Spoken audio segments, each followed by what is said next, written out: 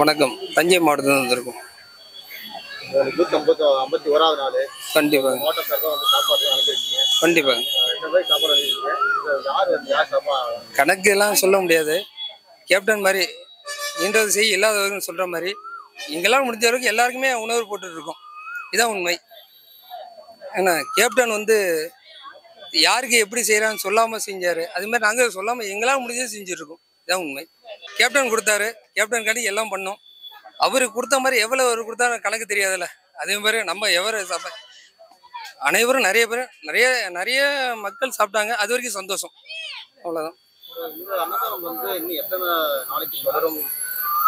நாங்கள் கேப்டன் கட்சி உயிரோடு இருக்கிற வரைக்கும், கேப்டனோட உணர்வுகள் இருக்கவரை, கேப்டனோட உணர்வுகள் இருக்கும் வரை கண்டிப்பாக இந்த அன்னதானம் நடந்துட்டு இருக்கும். இது உண்மை. தொடர்ந்தே நடந்துட்டு இருக்கும். இன்னும் இல்லை, இன்னும் 100 வருட காலம் இல்லை, 200 காலம் இல்லை, உலக அளவு வரைக்கும் நடந்துட்டு இருக்கும். கண்டிப்பாங்க கண்டிப்பாங்க.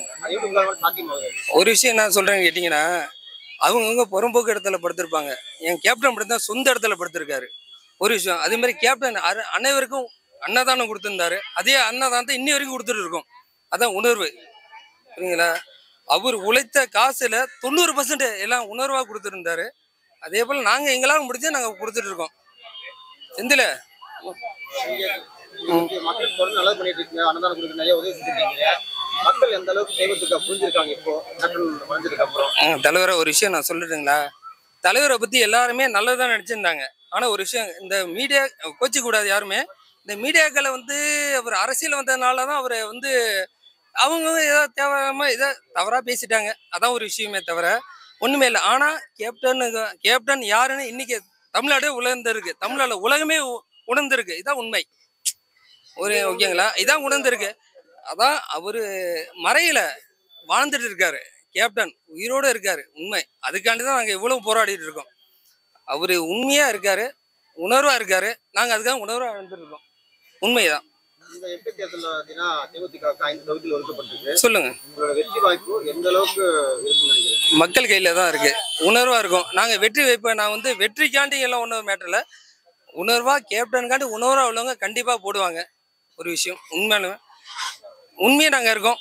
உண்மைக்கு பதில் சொல்லுறது. நான் என்ன சொல்லுறதுன்னு கேட்டீங்கன்னா, உண்மைக்கு யாருமே பதில் சொல்ல மாட்டாங்க.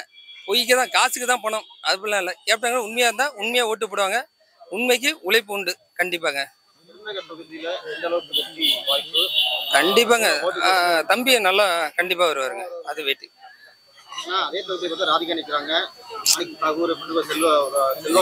எல்லாருமே நிக்கலாங்க. ஒரு விஷயம், கேப்டன் வந்து என்ன ஒரு விஷயம்னா, என் தம்பி கேப்டனோட பையன் நிக்கிறாப்ல, தம்பி நிக்கிறாப்ல. உண்மையான ஒரு செய்தி என்னன்னு கேட்டீங்கன்னா, உண்மைக்கு வெளிச்சம் உண்டு. கடவுள் சொல்ற மாதிரி கேப்டன் தம்பி ஜெயிக்கிறாப்ல. அதான் உண்மை. அப்படிக்கு என்ன இல்லை, உண்மைக்கு அதான் சொன்ன, உண்மைன்னு சொன்னல உங்ககிட்ட. உண்மைக்கு வெளிச்சம் உண்டு. அவ்வளவுதான். கண்டிப்பா ஒரு மெழுகுவத்தி ஏத்தனா தான் வெளிச்சம் வரும். அத பவர் லைட் போட்டதான் வெளிச்சம் வராது. கண்டிங்களா? அது மாதிரி மக்களுக்கு நல்லது செய்யணும்னு சொல்லி தம்பி வந்திருக்காப்ல. அதுக்காண்டி நாங்க உண்மையா இருக்கோம். நல்லா செய்வோம். அவ்வளவுதான். அவ்வளவுதான்.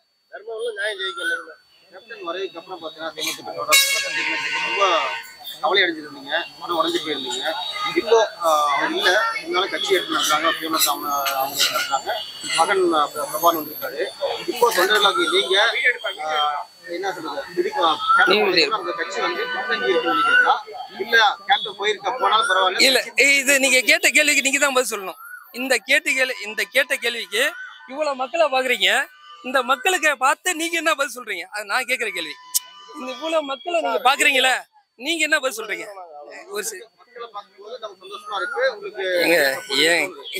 நம்ம கேப்டன் பத்மபூஷன் விருது வாங்கியிருக்கோம்.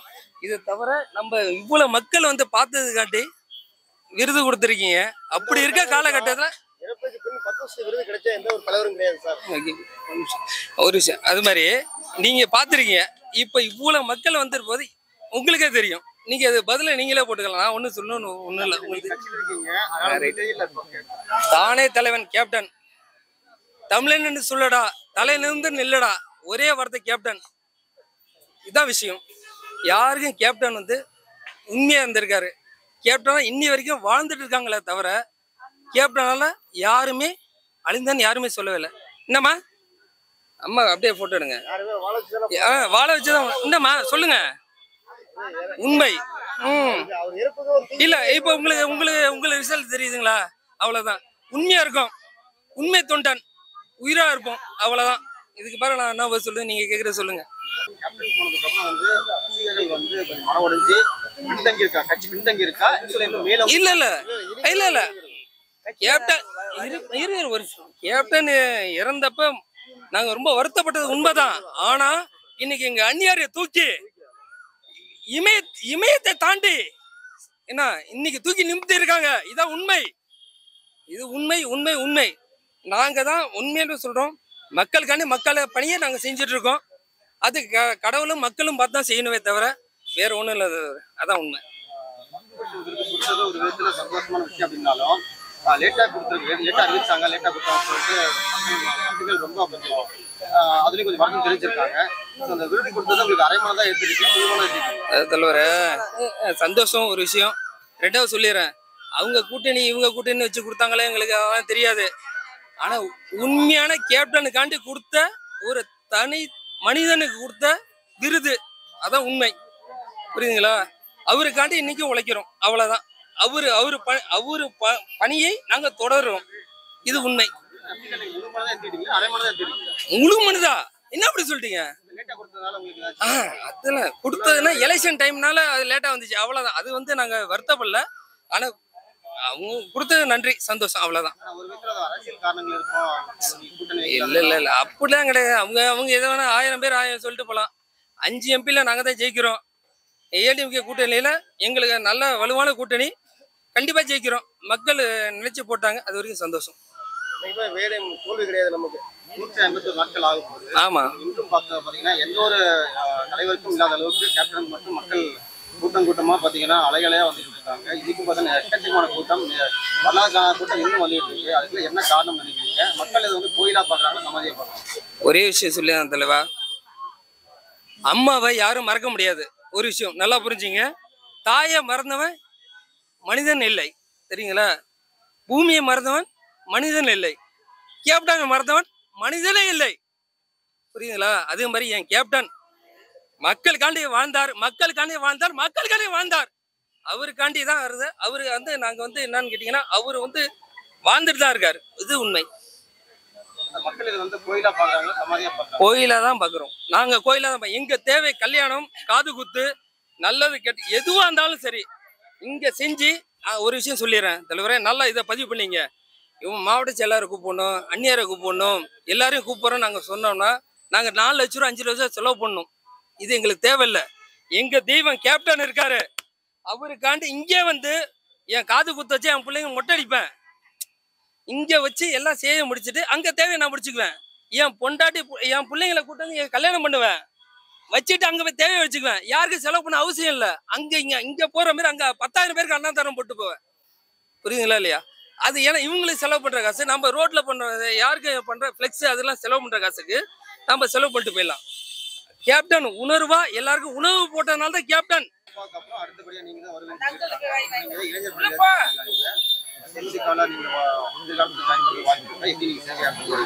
இல்ல எனக்கு சின்ன வயசுல இருந்து கனவு, அப்பாவுக்கு அடுத்து நான் வரணும்னு எனக்கு ரொம்ப நாள் கனவு. இதுதான் இப்போ வந்திருக்கேன். என்னால ஒன்றும் சொல்ல முடியல.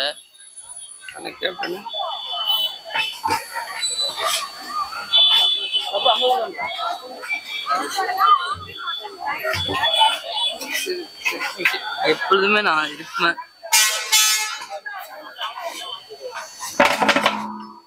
நேரம் பார்த்துக்கோங்க. பேசும்போது உங்களுக்கு அழுகு வருது. இல்ல இப்ப எங்க ஐயா இல்லாததுனால எனக்கு ஒரு மாதிரி இருக்கு. கேப்டன் பத்தி பேசும்போது உங்களுக்கு வந்து கண்ணு கலங்குது, பேச முடியல. கேப்டன் இருந்த அந்த செய்தி கேட்ட அந்த தருணம் எந்த அளவுக்கு மனதில் பாதிக்கப்பட்டது? அதுல மீண்டும் வந்துட்டீங்களா? 150 நாட்கள் ஆயிடுச்சு. இன்னும் வந்து மக்கள் இல்ல மனசுல இருக்காங்க. இதனால வெளில நம்பவே இல்லை. நீங்க ரசிகராக இருக்கீங்க, கட்சியில் இருக்கீங்க, அந்த இழப்பு உங்களுக்கு அந்த அளவுக்கு அது மீண்டு வர முடியுது அவங்களால? நான் எப்படி சொல்றேன்னா, சின்ன பிள்ளைலேருந்து எங்க அப்பா அடிக்கடி கூட்டு போய் காட்டுவாங்க. தஞ்சாவூர் வரும்போது எங்க வந்தாலும் சரி நாங்க ஒன்னே போய் பார்ப்போம். அது மாதிரி எங்க போனாலும் ஒரு ஹோட்டல்ல போய் தங்கினாலும் சரி அப்படியே போய் பழகுனது தான் அப்பலேருந்து எனக்கு தெரியும். அப்படியே பார்த்துட்டு திடீர்னு இல்லைன்னொன்னே அந்த மனசு எனக்கு ஃபர்ஸ்ட் அப்ப கேட்கவே இல்லை, நம்ப முடியல ஃபர்ஸ்ட் சீரியஸா. அதுக்கப்புறம் தான் இந்த மாதிரி அதுக்கப்புறம் வந்து பார்க்க முடியலன்னு கொஞ்சம் கஷ்டப்பட்டோம். அதுக்கப்புறம் வந்து இடையில வந்து பார்த்துட்டு அதுக்கப்புறம் தான் ஒரு மாதிரி ஃப்ரீயா அந்த மாதிரி இருந்துச்சு. இப்போ ஓரளவுக்கு எத்தனை தடவை வந்திருக்காரு? நான் இப்பதான் செகண்ட் டைமே வரேன். இது வரைக்கும் வந்தது இல்லை. சாப்பாடு எத்தனை தடவை பிரியாணி போட்டு பார்த்துருக்கீங்க? புரியல. எந்த வயசுலேருந்து கேப்டன் பார்த்துருக்கீங்க? நான் சின்ன வயசுல இருந்து பார்த்துட்டு இருக்கேன். அப்பா நான் பிறந்ததுல இருந்து கட்சியில இருக்காங்க. அப்பையில இருந்து என்ன அப்படியே அந்த அந்த லிங்க்ல அப்படியே கொண்டு போயிட்டே தான் இருக்காங்க. கடைசியாக எப்போ பார்த்தீங்க? கடைசியா நான் பார்த்தது அவங்க உடம்பு நல்லா இருக்கிறதுக்கு முன்னாடி 2012 இல்ல 11 அந்த சம்திங்ல.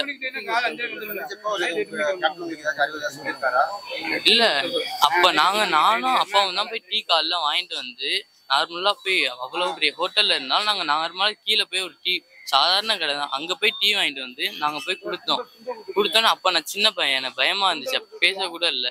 இருந்தாலும் அப்பதான் நியூஸ் பேப்பர் படிச்சுட்டு இறக்கும் போது பயந்துட்டு அப்ப கொடுத்துட்டு உடனே வந்துட்டேன். அப்ப எல்லாருமே இருந்தாங்க, இருந்தாலும் என்னதான் போய் கொடுக்க சொன்னாங்க.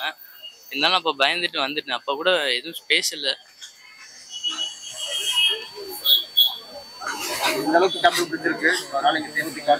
இல்ல பிடிச்ச நாள் தான் நான் வந்தது. உங்க அப்பா ஸ்ட்ராங்கா சொல்றாரு, எனக்கு அப்புறம் கண்டிப்பா என் மகன் வந்து பணியாற்றுவார் சொல்லியிருக்காரு.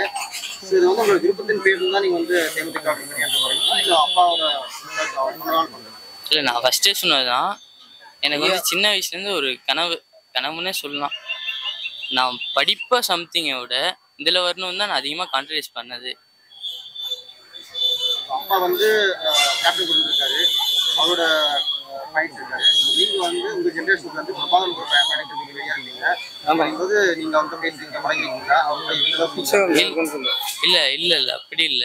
இன்ஸ்டால அந்த நியூஸ்ல அதுல தான் நான் பார்த்துருக்கேன். அண்ணன் இன்னும் நான் நேரில் சந்தித்தது இல்லை. நானும் ட்ரை பண்ணியிருக்கேன் பார்க்கலான்ட்டு, ஆனால் பார்த்தது இல்லை. பாக்கி எல்லாரையுமே நான் வீட்டில் ஃபேமிலி எல்லாரையுமே பார்த்துருக்கேன், பேசியிருக்கேன்.